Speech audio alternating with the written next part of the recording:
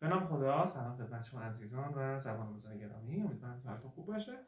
با درس اول از انگلیسی به زبان ساده در خدمتتون هستیم. تصمیم داریم از حروف الفبا شروع بکنیم، چون اگرچه به نظر ساده میان اما تفاوتی در صداهاشون هست در کلمات مختلف که لازمه با هم بررسی داشته باشیم. خب پس شروع کنیم از the alphabet یا الفبا در انگلیسی. حرف اول می‌بینید که حرف A هستش که به دو صورت شکل کوچیکش نوشته میشه و حرف A ممکنه که صدای آ داشته باشه در کلمه، مثل کلمه کار یا خودرو، کلمه کت یا گربه صدای ا داشته باشه، صدای ا داشته باشه که ا کوتاه هست، about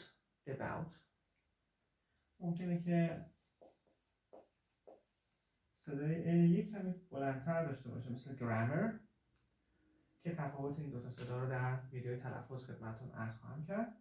و یا حتی ممکنه همصدا با خود اسمش صدای A داشته باشه، name.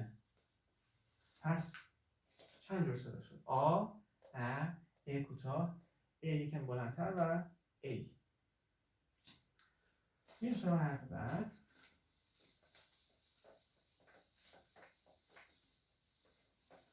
حرف B که نکته خاصی نداره، فقط صدای ب میده، مثل کلمه بی یا زنبور و یا تبلت. در فارسی معنا تبلت گفته میشه.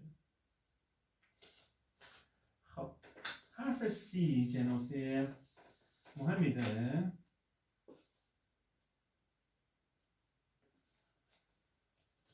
حرف C معمولا صدای ک میده، مثل کلمه cook. اما اگر بعد از C حروف I، Y یا E بیاد، C صدای س میده، مثل city شهر، cycle دوچرخه سواری کردن و البته چرخه هم هست، یا bicycle باز دوچرخه، و یا کلمه ceiling یعنی سقف اتاق یا ساختمان، البته از داخل سقف گفته میشه، مثلا از بالا پشت بام یا روف هستش. خب پس حرف C صدای که میده، مثل کوک. اما اگر بعد از C حروف I، Y و یا E بیان، حرف C صدای س میده. خب این سراغ حرف D.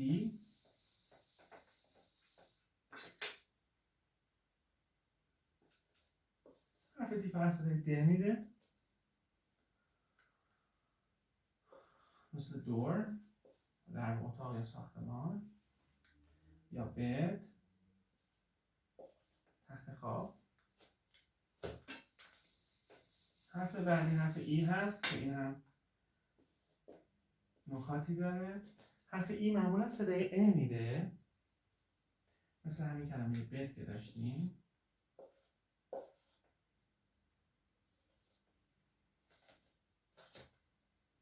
و یا چس شطرنج. اما گاهی اوقات صدای ای هم ممکنه بده، مثل زیبرا که اشتباهاً زبرا خونده میشه، زیبرا گورخر. ولی معمولاً حرف ای صدای ا میده. پس اگر که حتی ما در فینگلیش هم موقعی که فارسی رو به انگلیسی بنویسیم، اصطلاحاً فینگلیش یا پینگلیش گفته میشه، اگر بخوایم مثلا کلمه چطوری رو بنویسیم، این غلط هست که ما به این صورت بنویسیم، چون دیده شده معمولاً بعضی افراد همونطور که اینجا می‌بینید صدای ا میده. برای آی ما از صدای ای از آی استفاده می‌کنیم. خب میریم سراغ حرف بعدی،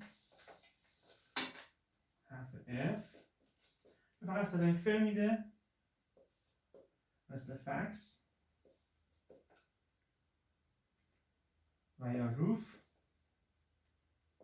دستگاه فکس مشخص، روف هم پشت بام یک ساختمان هست.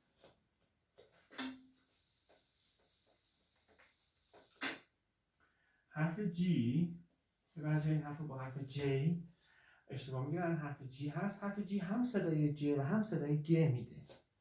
به این کلمه دقت بکنید که هر دو صدا رو داره.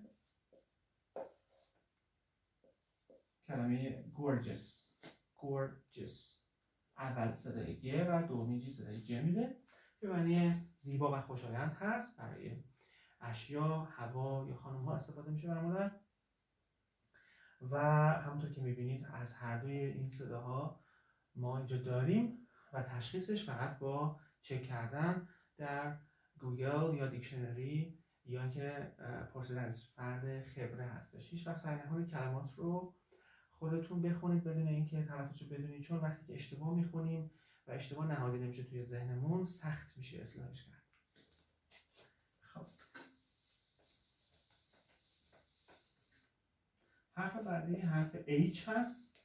دقت دارید که عرض کردم H نیستش، در واقع صدای یه هستش اونجا H و صدای ه میده معمولا، مثل هتل یا هاسپیتال.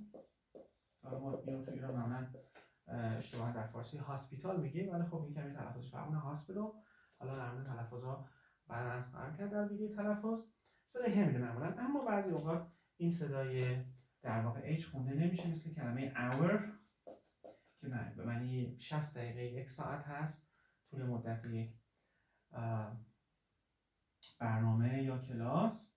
و یا در کلمه herbal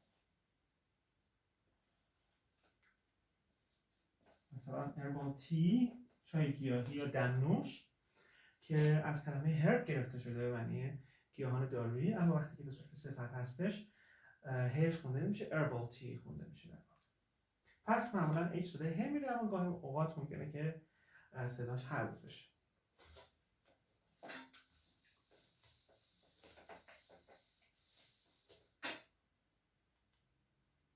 حرف بعدی حرف آی هستش که هم صدای آی و هم صدای ای میده. صدای آی مثل سایت یا کایت که دلیل این که صدای آی رو میده بعدا در ویدیو تلفظ خدمتتون عرض خواهم کرد. یکی از فرمول‌هایی هست که میتونیم تلفظها رو متوجه بشیم یا حداقل حدس قریب یقین بزنیم. صدای ای مثل ایگلو، خانه اسکیمویی که معمولا اسکیموها خونه‌های در قطب شمال خونه‌های یخی می‌سازن به صورت گنبدی، یا اینچ که یک واحد اندازه‌گیری هست، تقریبا 2 سانتی میشه. خب پس هم صدای آی داریم هم صدای ای.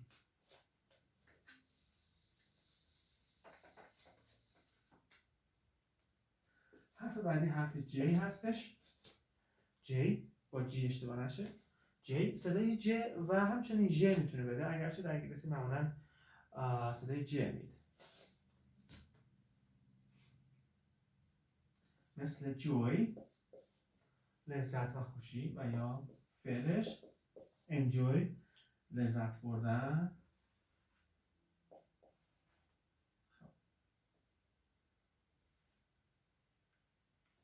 و صدای ژ که عرض کردم معمولا در زبان‌های دیگه هستش و اگر بخوام صدای ژ رو تو انگلیسی داشته باشیم معمولا ممکنه که اس و آی به هم بخورن که در ویدیوی صداهای ترکیبی خدمتتون عرض خواهم کرد. اما اگر در فارسی ما بخوایم در واقع صدای ژ رو داشته باشیم، اون صدای ترکیبی که زد اچ میگن در انگلیسی معنی نداره. این یک معادل سازی هست فقط برای ما خودمون در فارسی. اما وقتی که بخوایم مثلا یک صدای ژ رو تولید بکنیم، با جی میتونیم این کار بکنیم، مثلا ژیلا. و صدای ج رو بخوام داشته باشیم، باز با جی داریم جواد. برای اینکه با ژ اشتباه نشه معمولا یه دی هم میذارن در ابتدای کلمه که ژ در واقع خونده نشه. اگرچه با جی هم میتونیم صدای ج رو نشون بدیم، اما معمولا در فینگلیش جی صدای گ میده. مثلا گرگ رو اگر بخوام بنویسیم به فینگلیش به این صورت می‌نویسیم. پس در انگلیسی جی صدای ج و گ میده و جی صدای ج و ژ میده. در فینگلیش و فارسی نوشتن، انگلیسی نوشتن کلمات فارسی از جی برای صدای گ و از جی برای صدای ج و ژ استفاده میکنه.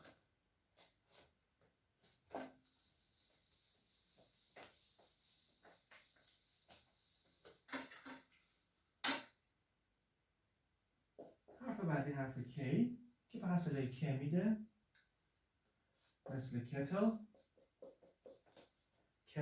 کتری که اینجا صدای خیلی خیلی کوتاهی داریم که بعدا در ویدیو تلفظ خواهم گفت. kettle. و همون کلمه cook که داشتیم، cook، خیلی کوک هم نمیگیم، باز اینو بعدا خواهم گفت.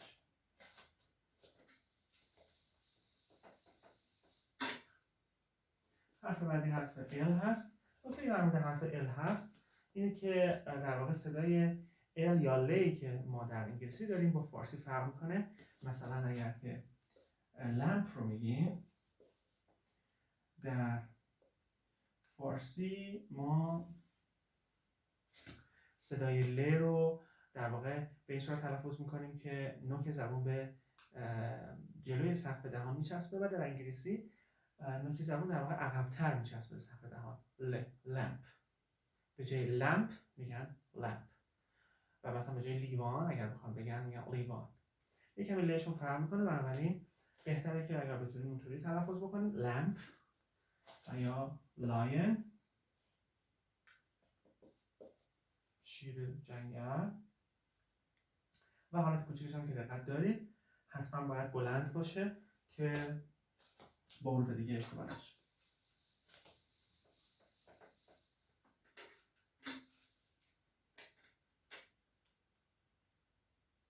حرف بعدی حرف ام هستش و صدای م میده، مثل مون، ماه، البته در مورد قمرهای سیارات دیگه هم گفته میشه. و یا روم، اتاق یا قسمتی از یک خانه رو بگیم. خب حرف بعدی حرف ان هستش که فقط صدای نمیده، مثل نون، ظهر، سر ظهر. و یا مثل نایت، شب.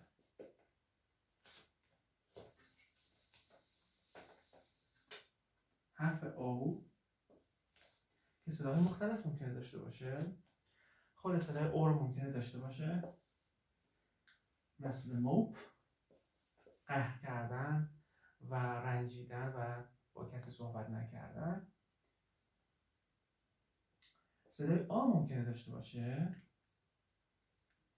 مثل ماپ، تی نخی که برای تمیز کردن کف‌های منازل و ادارات و سازمان‌ها استفاده میشه. اینجا نکته تلفظی داریم که در ویدیو تلفظ خدمتتون خواهم گفت که خسته کننده نباشه، ویدیو طول نکشه. خب صدای او داشتیم، صدای آ داشتیم و صدای ام داریم، مثل کلمه کارتون. کارتون همون کارتون مقوایی که ما میگیم، ولی معمولا استفاده میشه برای